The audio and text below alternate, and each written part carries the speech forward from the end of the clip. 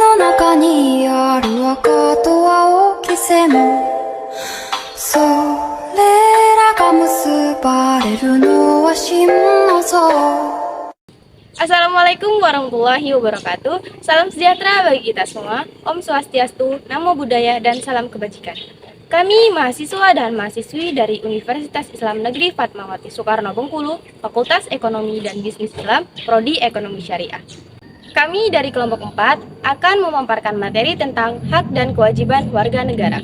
Video ini dibuat untuk menyelesaikan tugas dalam mata kuliah Pendidikan Kewarganegaraan dengan dosen pengampu Ibu Linda Wahyuni MH. Sebelum melanjutkan ke pembahasan, izinkanlah kami memperkenalkan diri terlebih dahulu.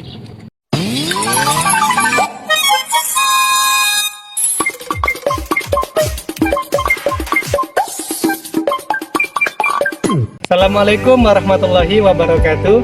Perkenalkan, saya Fikriyadi dengan NIM 2323130138. Halo, Assalamualaikum warahmatullahi wabarakatuh. Perkenalkan, nama saya Siti Nur Halimah Fitri Nawangbulan dengan NIM 2323130139. Halo, Assalamualaikum warahmatullahi wabarakatuh. Perkenalkan, nama saya Dini Lestari dengan NIM 2323130136. Halo, Assalamualaikum warahmatullahi wabarakatuh. Perkenalkan, nama saya Indah Permata Sulfina dengan NIM 2323130137. Halo, Assalamualaikum warahmatullahi wabarakatuh. Saya Vina Syafila Rahma dengan NIM 2323130149.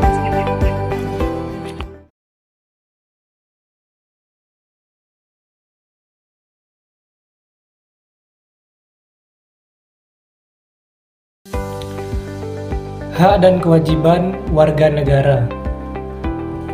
Hak merupakan suatu kuasa untuk mendapatkan atau mengerjakan sesuatu yang memang sudah seharusnya kita terima, atau dengan kata lain, sebagai hal yang memang sudah sering kita kerjakan, dan hal ini orang lain tidak boleh mengambilnya, baik secara paksa maupun tidak. Di mana dalam hal ini, setiap warga negara mempunyai hak. Jadi artinya, setiap warga negara memang sudah seharusnya atau berhak memperoleh kehidupan layak. Kemudian mendapatkan perlindungan hukum dan jaminan keamanan. Sedangkan kewajiban merupakan suatu hal yang harus kita laksanakan untuk memperoleh hak atau wewenang kita. Maka oleh karena itu, boleh jadi kewajiban adalah suatu hal yang perlu kita kerjakan karena kewajiban bersifat wajib dan agar dapat memperoleh hak. Namun semua bergantung terhadap situasinya. Kita sebagai warga negara yang baik, maka sudah seharusnya menjalankan peranan kita sebagai warga negara dan berusaha untuk memperoleh hak.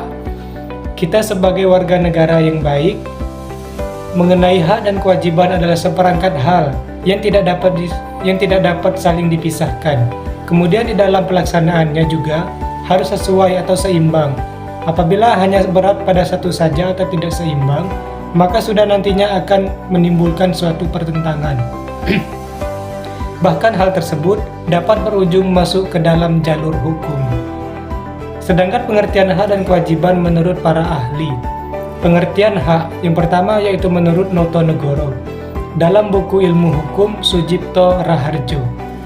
Hak merupakan kuasa untuk menerima atau melakukan sesuatu yang semestinya diterima atau dilakukan oleh pihak tertentu dan tidak dapat dilakukan oleh pihak lain, manapun juga pada prinsipnya dapat dituntut secara paksa olehnya. Yang kedua yaitu menurut Kansil. Kansil dalam buku Pengantar Ilmu Hukum dan Tata Hukum Indonesia mengatakan, hak adalah izin atau kekuasaan yang diberi hukum. Yang ketiga menurut Sudikno Mertokusumo.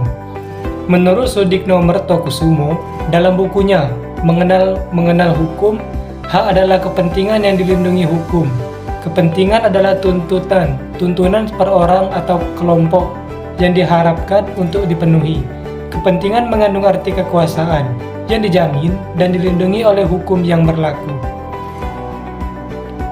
Sedangkan pengertian kewajiban menurut beberapa ahli.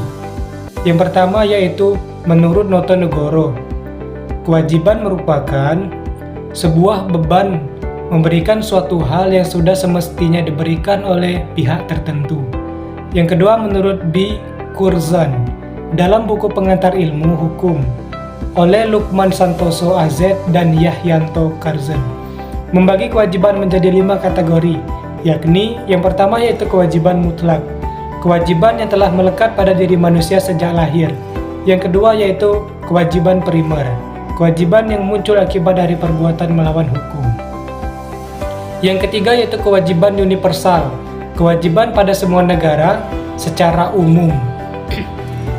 Yang keempat yaitu kewajiban positif, kewajiban setiap orang untuk melakukan suatu hal. Dan yang terakhir kewajiban publik, kewajiban yang berhubungan dengan interaksi publik. Baiklah, saya akan melanjutkan materi dari rekan saya. Kata kewarganegaraan masih sering dipakai untuk merujuk kepada situasi dan konteks tertentu dan terbatas. Kewarganegaraan sering dianggap hanya sebatas status legal yang memungkinkan seseorang untuk tinggal dan beraktivitas dalam suatu wilayah tertentu. Terdapat 3 status yang mendefinisikan kewarganegaraan. Yang pertama, status legal yang didefinisikan oleh hak sipil, politikal, dan sosial. Artinya adalah warga negara dalam definisi tersebut merupakan seseorang yang secara legal bertindak menurut hukum dan memiliki hak untuk mendapatkan perlindungan negara. Yang kedua, yaitu merujuk pada kewarganegaraan sebagai agen politikal yang secara aktif berpartisipasi dalam perantara-perantara politik masyarakat. Yang ketiga, yaitu berkaitan dengan keanggotaan warga negara dalam komunitas politikal yang menghadirkan suatu sumber identitas yang jelas. Adapun pengertian kewarganegaraan bisa dibedakan dalam yang pertama, kewarganegaraan dalam arti yuridis dan kewarganegaraan dalam arti sosiologis. Yang kedua, kewarganegaraan dalam arti formal dan kewarganegaraan dalam arti material. Kewarganegaraan dalam arti yuridis adalah ikatan hukum antara negara dengan orang-orang pribadi yang karena ikatan itu akan menimbulkan akibat secara yuridis atau hukum. Kewarganegaraan dalam arti sosiologis adalah kewarganegaraan yang terikat pada suatu negara oleh karena adanya suatu perasaan kesatuan ikatan diakibatkan satu keturunan, kesamaan sejarah, daerah, dan penguasa. Jadi, singkatnya, kewarganegaraan merupakan segala sesuatu yang berhubungan dengan warga negara. Selanjutnya, pengertian warga negara. Istilah warga negara dalam bahasa Inggris adalah citizen atau civic, sedangkan dalam bahasa Yunani berarti penduduk sipil. Nah, penduduk sipil ini melaksanakan kegiatan demokrasi secara langsung dalam suatu polis atau negara kota. Polis itu apa sih? Nah, polis adalah suatu organisasi yang berperan dalam memberikan kehidupan yang lebih baik bagi warga negaranya. Adapun ketentuan tentang warga negara Indonesia tercantum dalam pasal 26 Undang-Undang Dasar Negara Republik Indonesia tahun 1945 yang menyatakan bahwa orang yang dapat menjadi warga negara Indonesia adalah yang pertama, orang-orang bangsa Indonesia asli, yaitu orang yang menjadi warga negara Indonesia sejak lahirnya dan tidak pernah menerima kewarganegaraan lain atas kehendak sendiri. Yang kedua, orang-orang bangsa lain yang disahkan dengan undang-undang sebagai warga negara, artinya orang-orang peranakan Belanda, Arab, dan Timur asing lainnya.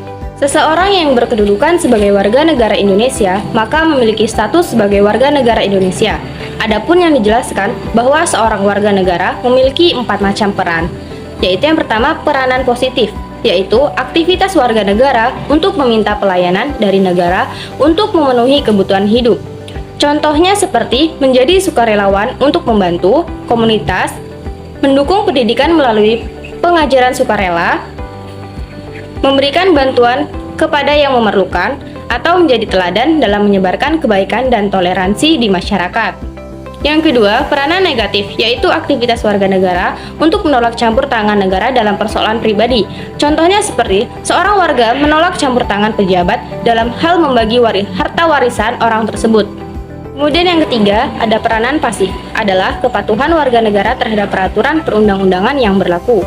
Contohnya seperti taat membayar pajak, memakai helm, dan memenuhi panggilan pengadilan.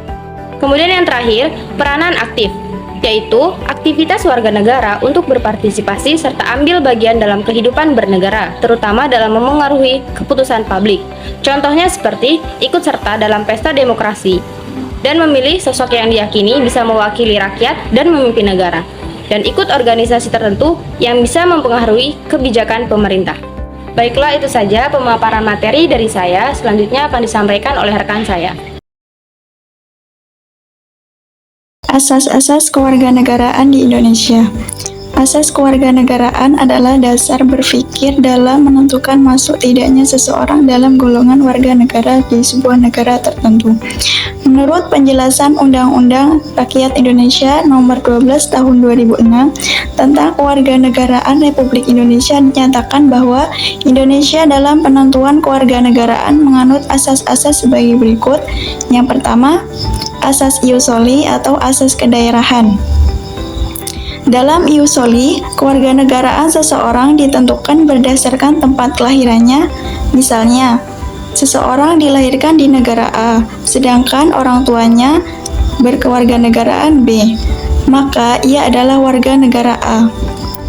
Jadi, menurut asas ius soli, kewarganegaraan seseorang tidak terpengaruh oleh kewarganegaraan orang tuanya, karena yang menjadi patokan adalah tempat kelahirannya. Negara-negara yang menganut asas ius soli biasanya adalah bangsa yang modern dan multikultural, tanpa dibatasi oleh ras, agama, etnis, dan lain-lain.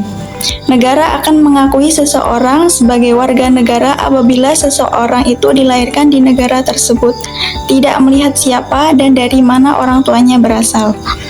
Contoh negara yang menerapkan sistem asas kewarganegaraan ius soli itu ada Amerika Serikat, Argentina, Brazil, Jamaika, Kanada, Venezuela, dan Meksiko. Contoh dari asas kewarganegaraan ius soli, misalkan Andi dan Ani berasal dari negara Amerika Serikat atau penganut ius soli, mempunyai anak bernama Anto. Anto dilahirkan di negara Kanada atau penganut ius soli, maka Anto akan dinyatakan sebagai warga negara Kanada karena ia dilahirkan di negara yang menganut asas ius soli. Dan yang kedua, asas ius sanguinis. Dalam asas ius sanguinis, kewarganegaraan seseorang ditentukan berdasarkan pada keturunan yang bersangkutan. Contohnya, seseorang dilahirkan di negara A, sedangkan orang tuanya berkewarganegaraan B, maka ia adalah warga negara B. Jadi, menurut asas ini, kewarganegaraan anak selalu mengikuti kewarganegaraan orang tuanya, tanpa memerhatikan di mana anak itu lahir. Negara yang menganut asas ius sanguinis akan mengakui kewarganegaraan seseorang anak tersebut berasal dari negara tersebut atau dilihat dari keturunannya. Contoh negara yang menerapkan sistem asas kewarganegaraan ius sanguinis adalah Jepang, Korea Selatan, Lebanon, Inggris, Italia, Spanyol, dan Yunani. Contoh dari asas kewarganegaraan ius sanguinis, misalkan Andi dan Bella berasal dari Spanyol atau penganut asas ius sanguinis, memiliki anak bernama Berlianti. Berlianti dilahirkan di Lebanon atau penganut asas ius sanguinis, maka status kewarganegaraan Berlianti adalah Spanyol karena dilihat dari garis keturunan orang tuanya yang berasal dari Spanyol, meskipun ia dilahirkan di Lebanon. Yang ketiga, asas kewarganegaraan tunggal. Asas kewarganegaraan tunggal adalah asas yang menentukan satu kewarganegaraan bagi setiap orang. Asas kewarganegaraan tunggal merupakan prinsip tentang status kewarganegaraan yang di mana setiap warga negara tidak boleh berkewarganegaraan ganda. Contohnya, bila suatu anak lahir di kalangan warga negara atau baik luar maupun dalam, maka setelah dewasa, si anak tersebut harus memilih apa status kewarganegaraan yang ia kehendaki. Dan yang keempat, asas kewarganegaraan ganda terbatas. Asas kewarganegaraan ganda terbatas adalah asas yang menentukan kewarganegaraan ganda bagi anak-anak sesuai dengan ketentuan yang diatur dalam undang-undang. Dan Bella adalah pasangan suami istri yang berkewarganegaraan Rusia atau berasus ius sanguinis. Mereka berdomisili di negara Argentina yang berasus ius soli. Kemudian lahirlah seorang anak mereka, Berinda. Menurut negara Rusia yang menganut asas ius sanguinis, Berinda adalah warga negara sebab mengikuti kewarganegaraan orang tuanya. Begitu pula menurut negara Argentina yang menganut asas ius soli. Berinda juga warga negaranya sebab tempat lahirannya di negara Argentina yang menganut asas ius soli. Dengan demikian, Berinda memiliki status dua kewarganegaraan atau bipartite. Dalam menentukan status kewarganegaraan seseorang, pemerintah suatu negara lazim menggunakan dua stelsel, yaitu yang pertama, stelsel aktif, yaitu seseorang harus melakukan tindakan hukum tertentu secara aktif untuk menjadi warga negara atau naturalisasi biasa. Dan yang kedua, stelsel pasif, yaitu seseorang dengan dirinya dianggap menjadi warga negara tanpa melakukan suatu tindakan hukum tertentu atau naturalisasi istimewa. Sehubungan dengan dua stelsel di atas, seorang warga negara dalam suatu negara pada dasarnya memiliki yang pertama, hak opsi, yaitu hak untuk memilih suatu kewarganegaraan atau dalam stelsel aktif. Dan yang kedua, hak reduksi, yaitu hak untuk menolak suatu kewarganegaraan atau stelsel pasif.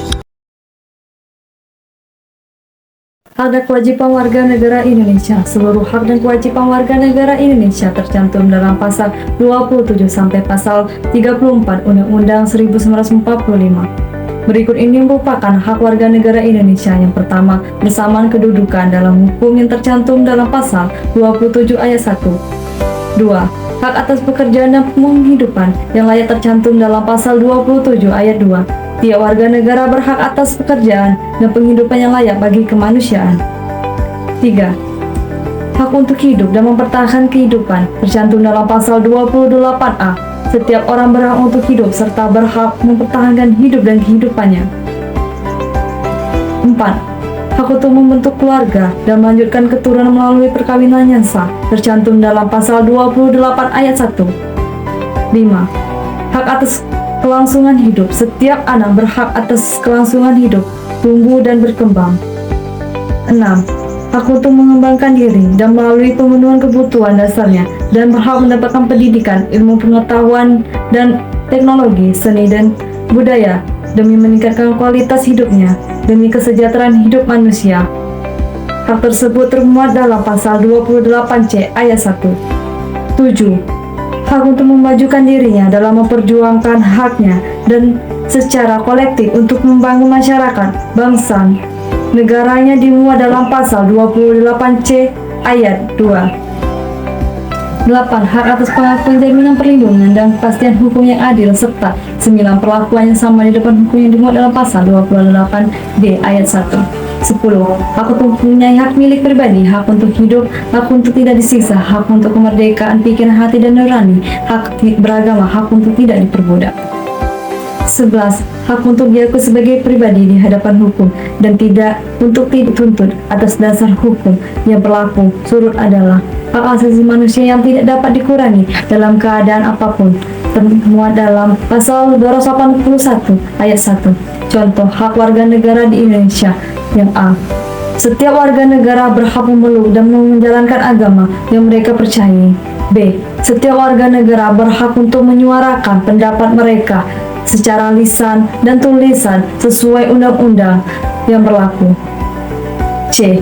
Setiap warga negara berhak untuk menerima pendidikan dan pengajaran. D. Setiap warga negara berhak untuk menikah. E. Setiap warga negara berhak untuk mendapatkan penghidupan yang layak.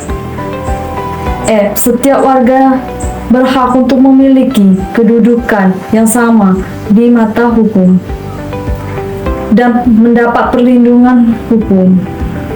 Sementara kewajiban warga negara Indonesia meliputi yang pertama, wajib menaati hukum dan pemerintahan tercantum dalam pasal 27 ayat 1 Undang-Undang 1945 yang berbunyi segala warga negara bersamaan kedudukannya di dalam hukum dan pemerintahan dan wajib menjunjung hukum dan kepemerintahan itu dengan tidak ada kecualinya.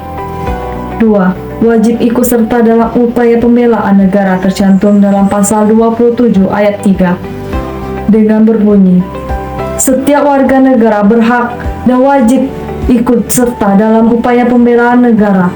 3. Wajib menghormati hak asasi manusia orang lain tercantum dalam pasal 28 ayat 1 yang berbunyi, setiap orang wajib menghormati hak asasi manusia orang lain.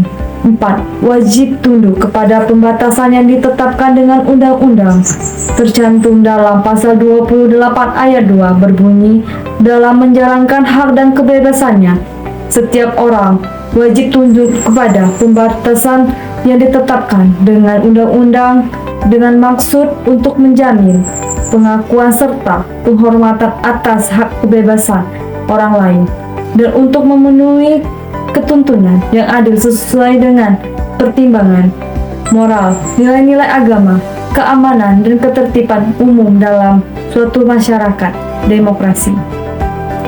Wajib ikut serta dalam usaha mempertahankan dan keamanan negara. Pasal 30 ayat 1 Undang-Undang 1945 menyatakan tiap-tiap warga negara berhak dan wajib ikut serta dalam usaha pertahanan dan keamanan negara.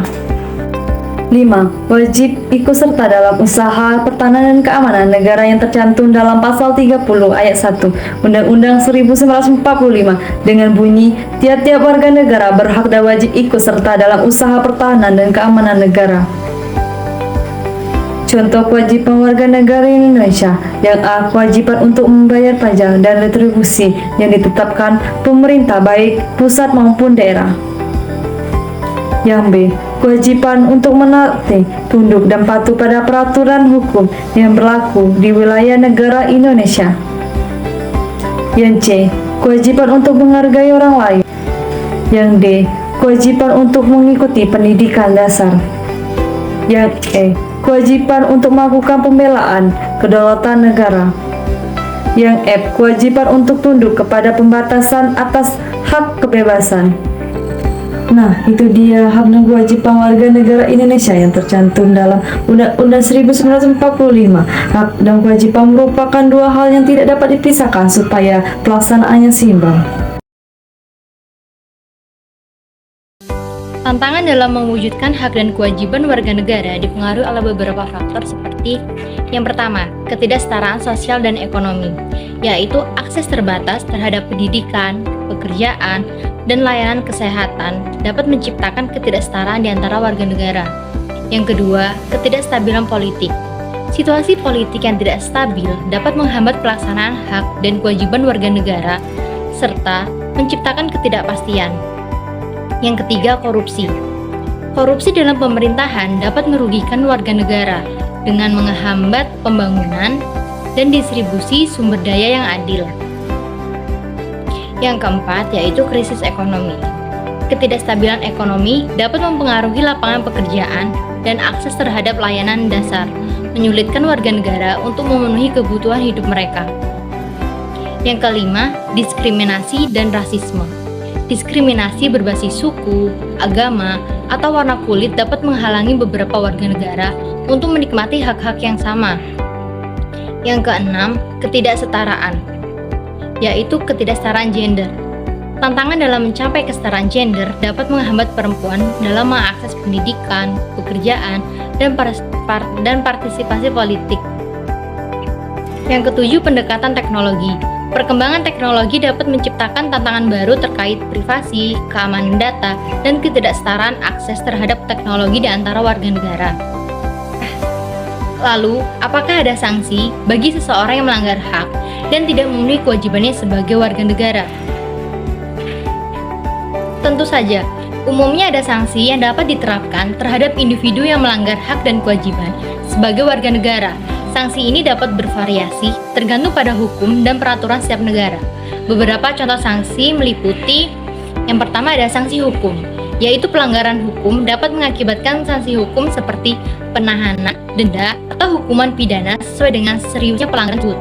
Yang kedua, ada denda pajak. Jika warga negara tidak memenuhi kewajiban pajaknya, pemerintah dapat memberlakukan denda. Yang ketiga, sanksi administratif. yaitu pemerintah dapat memberlakukan sanksi administratif seperti larangan perjalanan atau pencabutan izin tertentu bagi warga negara yang melanggar ketentuan tertentu. Yang keempat, kehilangan hak dan privilege. Pelanggaran terhadap hak dan kewajiban tertentu dapat mengakibatkan kehilangan hak atau privilege, misalnya hak memilih atau menduduki jabatan tertentu. Yang kelima, penghentian layanan publik. Pemerintah dapat memutuskan layanan publik atau manfaat tertentu bagi warga negara yang melanggar ketentuan hukum atau etika. Yang keenam, sanksi sosial. Masyarakat dapat memberikan sanksi sosial seperti pengucilan atau stigma terhadap individu yang dianggap melanggar norma-norma sosial. Penting untuk dicatat bahwa sanksi ini harus sesuai dengan prinsip-prinsip hukum dan hak asasi manusia untuk memastikan keadilan dan perlindungan terhadap warga negara. Implementasi hak dan kewajiban dalam kehidupan sehari-hari menciptakan dasar bagi kehidupan sosial yang adil dan beradab. Berikut adalah contoh implementasi dalam konteks sehari-hari. Implementasi hak. Yang pertama, kebebasan berpendapat. Menghormati hak setiap individu untuk menyatakan pendapat mereka tanpa takut represi, serta mendengarkan dan menghargai pandangan orang lain. Yang kedua, mendapatkan pendidikan. Memastikan setiap orang memiliki akses yang setara terhadap pendidikan dan memberikan kesempatan yang adil bagi semua untuk mengembangkan potensi mereka. Yang ketiga, mendapatkan kesehatan. Memastikan akses yang setara terhadap layanan kesehatan dan perlakuan medis tanpa diskriminasi. Yang keempat, kebebasan dalam memilih agama, yaitu menghargai kebebasan beragama dan keyakinan, serta mencegah diskriminasi berbasis agama. Sedangkan implementasi kewajiban, yaitu seperti membayar pajak. Melaksanakan kewajiban membayar pajak sesuai dengan hukum untuk mendukung pembangunan dan layanan publik. Yang kedua, kewajiban hukum, yaitu mematuhi hukum dan peraturan yang berlaku dalam suatu negara atau komunitas. Yang ketiga, partisipasi dalam pemilihan, yaitu melibatkan diri dalam proses demokratis dengan memilih pemimpin dan partisipasi dalam keputusan politik. Yang keempat, perlindungan lingkungan. Bertanggung jawab dalam penggunaan sumber daya alam, mendukung praktik berkelanjutan, dan meminimalkan dampak negatif terhadap lingkungan. Yang kelima, kewajiban sosial, yaitu membantu sesama dalam masyarakat, termasuk memberikan bantuan kepada yang membutuhkan dan berkontribusi pada pembangunan komunitas.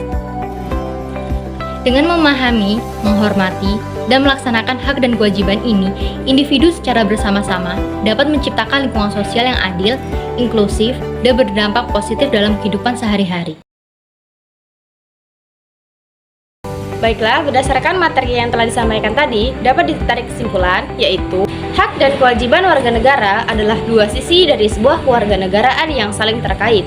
Hak-hak memberikan kebebasan dan perlindungan kepada warga negara, seperti hak untuk menyuarakan pendapat, hak atas pendidikan, dan hak untuk beragama. Sementara itu, kewajiban merupakan tanggung jawab yang harus dipenuhi oleh setiap warga negara terhadap negaranya, seperti kewajiban membayar pajak, taat hukum, dan berpartisipasi dalam proses demokrasi. Kedua aspek ini merupakan fondasi yang penting dalam menciptakan masyarakat yang adil, demokratis, dan berkeadilan. Baiklah, itu tadi pemaparan materi dari kelompok kami. Sekian dari kami. Wassalamualaikum warahmatullahi wabarakatuh.